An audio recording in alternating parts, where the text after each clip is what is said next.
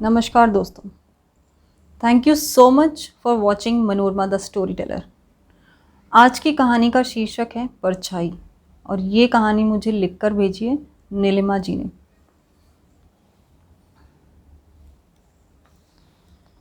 परछाई। वो कहती हैं कि मैं उनकी परछाई हूँ। परछाई भी भला कहीं अलग होती है? ये कहानी एक ऐसे शख्स के बारे में है जिनसे शायद मेरा पहले जन्म का कोई नाता है। हो सकता है आपको अजीब लगे, लेकिन जीवन में कुछ ऐसे रिश्ते होते हैं जो खून के तो नहीं होते, पर उनके साथ खून के रिश्तों से भी गहरा जुड़ाव होता है।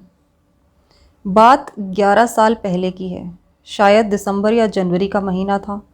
बाहर कोहरा हो रहा था और कोहरे की वजह से कुछ भी ठीक से दिखाई नहीं दे रहा था। मैं अपनी बालकनी में खड़ी थी, तभी मैंने अपने घर के दरवाजे की ओर किसी को आते हुए देखा। उन्होंने सर पर ऊन की टोपी पहनी हुई थी और हाथ में एक किताब पकड़ी हुई थी। मैं दौड़कर बालकनी से नीचे गई और दरवाज़ा खोला। उन्होंने मुझे किताब देते हुए कहा, नीलिमा, ये है इस मंथ की वीसी, टाइम निकाल कर इसको पढ़ लेना।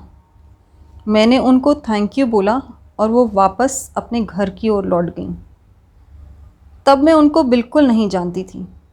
धीरे धीरे उनकी दोस्ती मेरी बड़ी बहन से होने लगी और वो कभी मेरे घर तो कभी उनके घर मिलने लगे।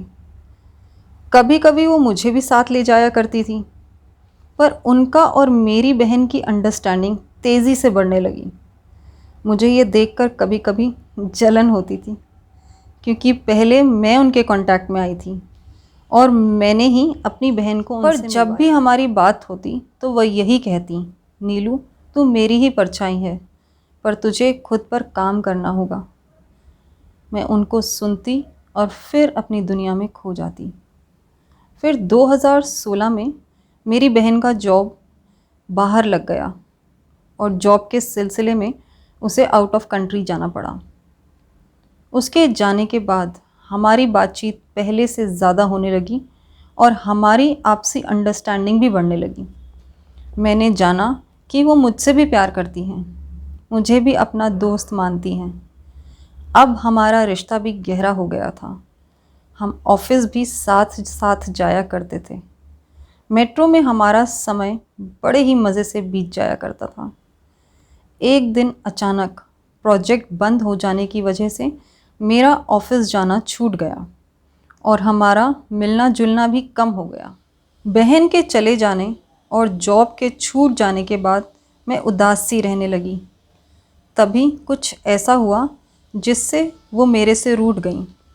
मैंने उनको मनाने की कई बार कोशिश की, चांट भी किया ताकि फिर से हमारा रिश्ता वैसा ही हो जाए, लेकिन अब इस बात को 2 साल हो चले थे, पर वो नहीं मानी। अब हमारी बातें मीडिएटर यानी बहन के द्वारा ही होती थी। 2020 में मैं एक बहाने से उनके घर गई। हम दोनों ने ही दिल खोल कर बातें की। क्या हुआ, क्यों हुआ, क्या बुरा लगा, और जाते जाते उन्होंने कहा, चल नीलू, पुरानी बातों को भूल जाते हैं और एक नई शुरुआत करते हैं। और इस तरह हमारी सुलह हो गई। All that was needed, a heart to heart conversation. यही है ज़िंदगी। कितने सालों तक कितनी सारी बातें हम मन में लेके रखते हैं, ये सोच के कि शुरुआत मैं क्यों करूं। Thank you so much for sharing. Thanks a lot.